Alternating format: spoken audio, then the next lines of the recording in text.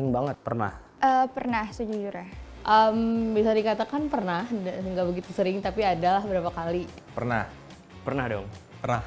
Gak pernah gue, jujur kalau buat ngeblokir gue gak pernah. Kalau ngeblok pernah. Sosmed itu apa, Mas?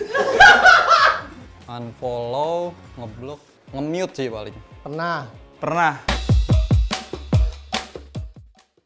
Gue pertama tuh Instagram itu biasanya nggak gue private, tapi gara-gara kadang-kadang kita suka ngepost terus banyak orang random kan tuh ya, yang sotoy gitu, langsung yang ngejudge aneh-aneh, lo so tau lo gini-gini.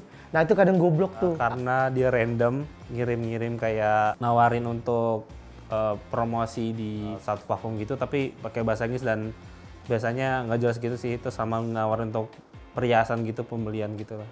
Alasannya karena dia ngechat terus gitu loh Kak, ganggu banget kan. Terus kayak orangnya juga nggak deket sama kita, daripada risih mendingan diblok aja. Kalau aku pribadi lebih ke dia stranger atau orang asing yang nggak aku kenal, tapi dia kayak sempet spamming di DM gitu kayak ngajak kenalan atau apa, tapi apa ya, kayak ya udah akunnya itu no postingan no apa, jadi aku pikir kayak itu stranger orang asing yang nggak aku ini sih, nggak aku harus respon, jadi aku blokir. Jadi waktu itu gue berantem, pas gue berantem, jadi dia suka ngegangguin gue terus. Akhirnya gue blok lah, risih.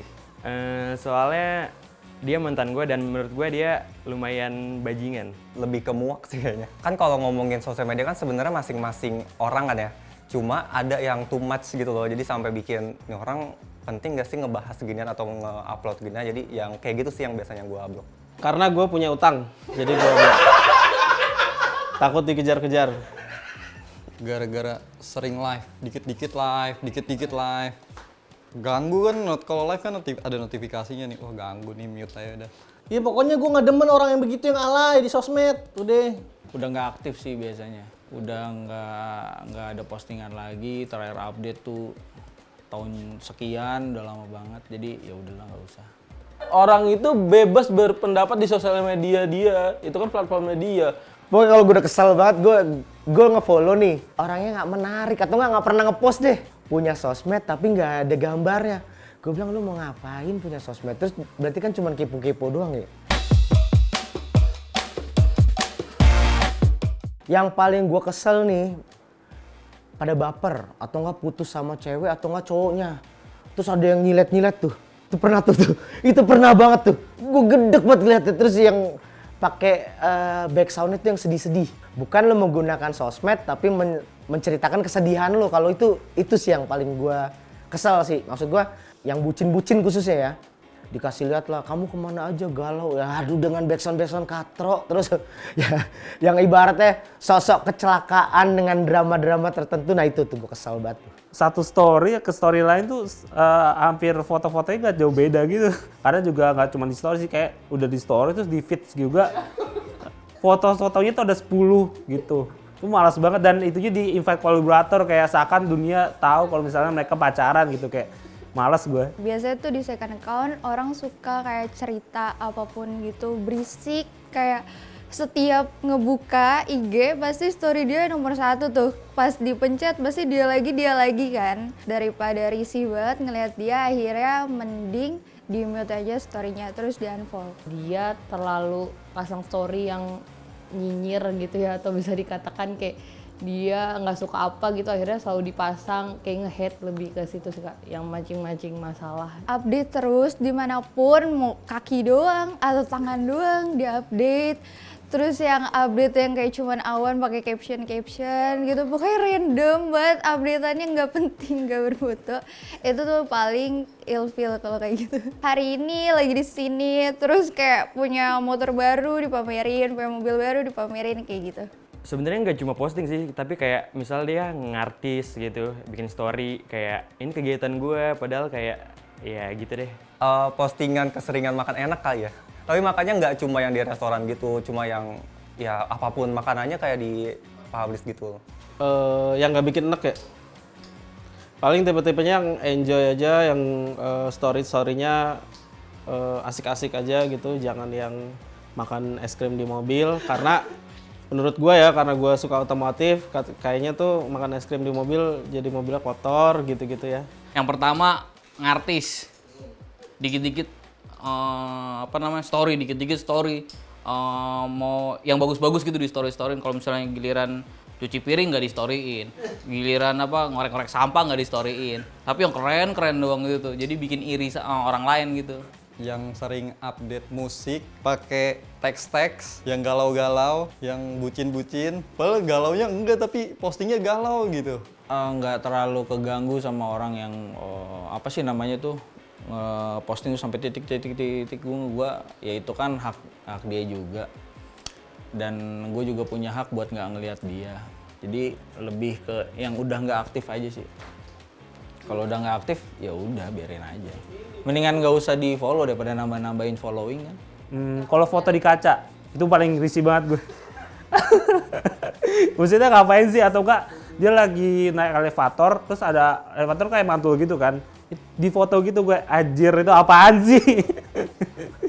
Kalau sampai ilfil tuh biasanya yang antara ngebucin sama ngegalau. Tapi kalau cuma sekali, 2 kali, seminggu, sampai sebulan mah nggak apa-apa lah ya. Tapi kalau sampai terus-terusan ngegalau tuh orang hidupnya nggak pernah bahagia kali ya. Kalau tiap hari ngebucin, kayaknya sih nggak harus dimasukin sosial media gak sih? Isi sosial media gue ya dulu sebelum gue bucin seperti sekarang, sosial media gue isinya tentang karya-karya gue doang sih, karya nggak penting doang sih. Nah sekarang semenjak gue bucin, sosial media gue isinya bucin semua tentang cewek gue. Karena suatu saat nanti gue bakal buka arsip itu semuanya gue buka nih arsip story gue. Jadi pas gue udah nikah, oh ini pas gue pacaran, ada di Instagram arsipnya. Baru tahu close friend tuh dari Dwi. Tiba-tiba ada yang di atas tuh IG story itu dia hijau beda sendiri. Akhirnya kasih tahu. Yang gue percaya dan deket sama gue. Kalau aku close friend di second account. Jadi second account ada close friend-nya lagi. Jadi teman-teman yang ada di second account itu teman-teman yang dekat, dan di close friend-nya adalah teman-teman cewek. Temen deket sih yang dia kenal aku dia lama, mungkin ya misalkan temen kecil yang di sekitar rumah gitu aja sih. Yang dark jokes kali, yang suka kalau diledek-ledek tuh dia nggak baper lah, yang nggak baperan pokoknya. Yang nggak banyak ngomong sih, yang dia nggak banyak gibah. Apalagi circle gue biasanya. Teman yang nggak jadi penyampai kayaknya. Jadi kalau misalnya gue cerita, ya udah dia nggak bakal nyampein lagi ke siapapun. Nggak ada, temen gue banyak. Capek milihinnya. Buat yang pernah nyepuin close friend gue, gimana ya? Mending lu atur mulut lagi sih menurut gue. Ya jangan maksudnya itu kan rahasia orang, lu masuk circle, masuk close friend ya jaga rahasia itu menurut gue. Ya buat lo yang ngecepuin gue pas gue ketahuan selingkuh, coba cepuin lagi deh, gue penasaran.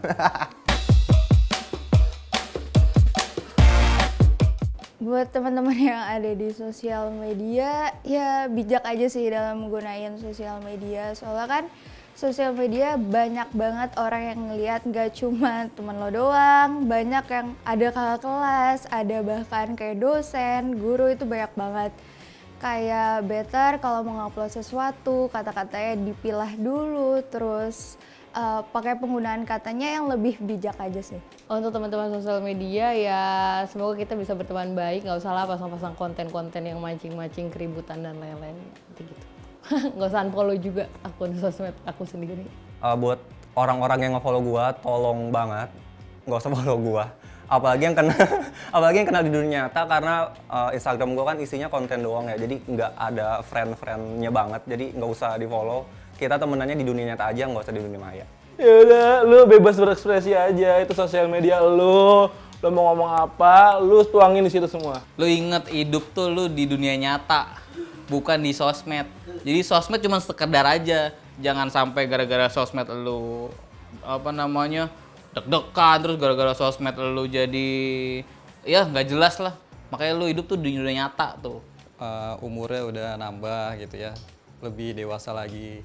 Nggak usah yang galau-galau, nggak perlu lah. Pesan-pesan berbuat baik buat teman-teman Instagram lah gitu deh. Mungkin buat teman-teman yang mau dengerin podcast Some Story, Kalian bisa ngelihatnya ada di Spotify salah satunya. Untuk podcast I'm Sorry di sini kita adalah podcast yang bergerak membahas tentang generasi Z, tapi juga podcast yang mengedukasi. Kadang juga kita ngundang beberapa influencer yang ya membahas konten-konten menarik gitu. Jadi kalian bisa pantau terus I'm Sorry di platform-platform podcast seperti Anchor, terus Apple Podcast dan lain-lain. kita ngebahas soal sebuah cerita yang inspirasi dan lebih ke cerita yang juga mengedukasi juga. Terus kita juga ada akun di Instagram podcast Some Story dan juga akun TikTok ya. Banyak banget update menarik yang kalian harus lihat dan tonton. Buat kalian kalau yang mau dengerin ya pantengin aja ke What the Fun Podcast. Podcastnya tuh pakai S belakangnya, PODCASTS. Karena What the Fun Podcast tuh ada 2 tuh. Yang nggak pakai S yang bukan punya gua, yang pakai S, nah itu punya gua. Oke? Oke, jadi gue adalah podcaster di Spotify dari Poser. Poser itu kayak gimana ya? Podcast tongkrongan anak-anak Gen Z yang ngobrolin tentang patah hati. Cuman patah hati itu yang kayak nyeleneh-nyeleneh, ngeledek-ngeledek orang yang lagi patah hati aja. Sama kita punya segmen baru yaitu Poser FM. Jadi kita bakal bahas-bahas berita-berita yang ada di Jakarta ini yang baru sekitar Jakarta. Jadi kita upload, kita bikin berita-berita yang menarik dan seru lah. Jadi Poser lebih tepatnya kayak begitu. Jangan lupa follow podcast gua Poser di Spotify dan jangan lupa juga follow di Instagramnya poser.media. Buat lo yang pengen jadi penulis, gue punya podcast namanya Waktu Terlalu Berharga di Spotify. Dengerin kalau misalnya lo pengen jadi penulis, di situ banyak banget tips nulis dari A sampai Z.